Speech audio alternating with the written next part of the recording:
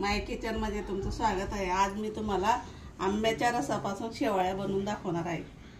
तांदळाच्या पिठात नाही 1 वाटी मी पाणी घेते।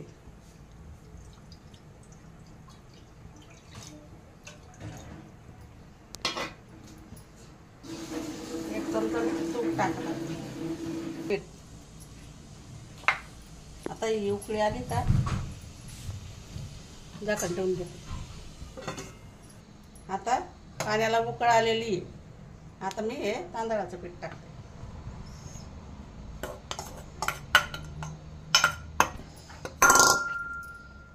करून दिलेला आहे। त्याच्यात हा आंब्याचा रस टाकते मी त्याच्यात, कारण आंबा आंबट असतो ना त्याच्यासाठी। बंद करूनच झाकण ठेवून वाफवून घ्यायचे। असं झाकण पॅक करून घ्यायचं। पीठ हे चांगलं वाफवून झालेलं आहे।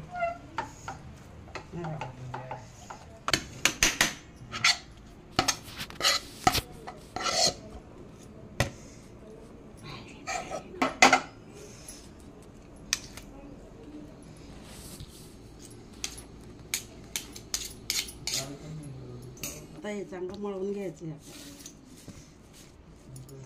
सोऱ्या घेतलेला आहे, त्याला मी असं तूप लावून घेते। याला तूप लावून घ्यायचं असं। याला पण तूप लावून घ्यायचं।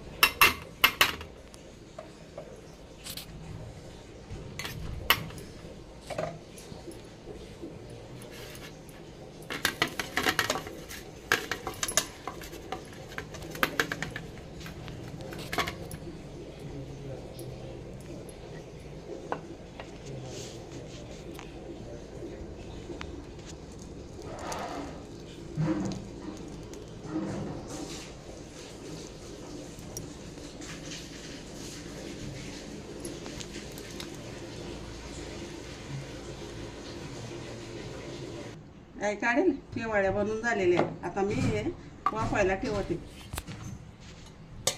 स्टीम मध्ये वाफून घ्यायचे। आता झाकण ठेवून घ्यायचं। हे 2 नारळ घेतलेले होते। आता मी नारळाचं दूध काढून घ्या आणते। आपल्या दुधात शेवाळ्या खायचे। आणि मी गरम पाणी ठेवलेलं होतं। त्याच्यात गरम पाणी टाकायचं।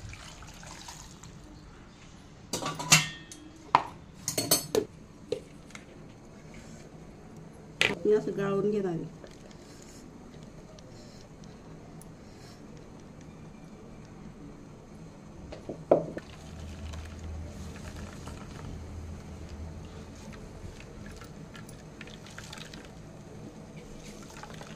नारळाचं दूध तयार झालेलं, त्याच्यात मी आता गूळ टाकून घेते। टाकते मी आता।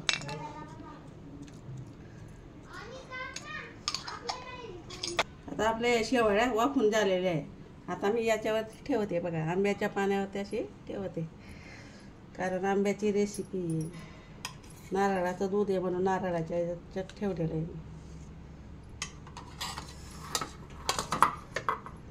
याच्यात सीझन आहे म्हणून आज मी हे बनवलेलं आहे।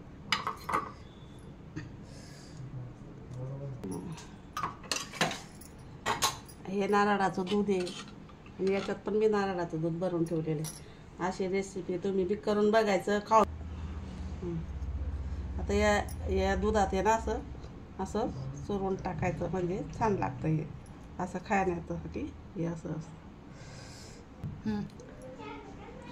हे दुधामध्ये शेवाळी टाकून खायची। आणि माझ्या चॅनलला लाईक करा, सबस्क्राईब करा। तुम्हाला जर माझी रेसिपी आवडली असणार कमेंट करा आणि माझ्या चॅनलला सबस्क्राईब करा। धन्यवाद। चला।